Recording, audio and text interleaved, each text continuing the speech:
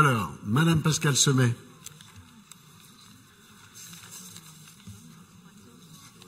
Madame Semet, vous avez la parole.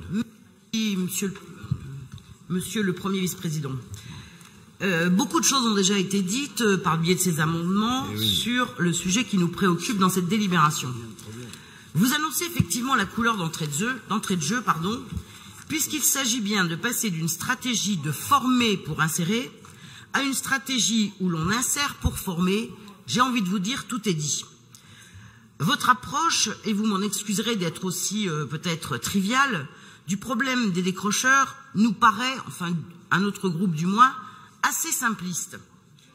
S'il suffisait à un moment de positionner un jeune décrocheur en entreprise ou sur un métier en tension pour que le problème n'existe plus, j'aurais envie de vous dire, il y a longtemps que ça aurait été pratiqué et il y a longtemps qu'on saurait que ça marcherait.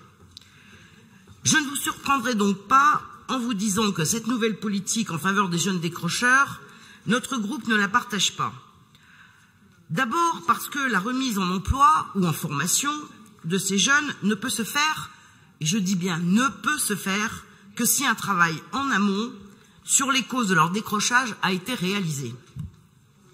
Parce que, ça a été évoqué à un moment par mon collègue Reynaud, de multiples facteurs doivent être traités avant une potentielle entrée dans le monde du travail.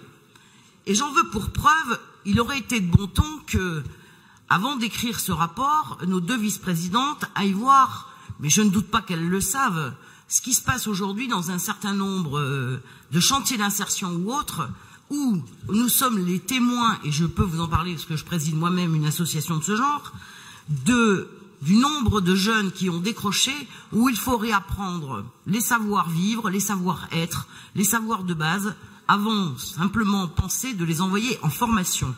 Donc tout ce travail-là, il doit être fait si on veut avoir la chance de les voir un jour réinsérer le monde du travail. Et ces facteurs sont multiples. Merci Madame Semet. Oui, vous avez épuisé votre temps de parole. Madame Cosson.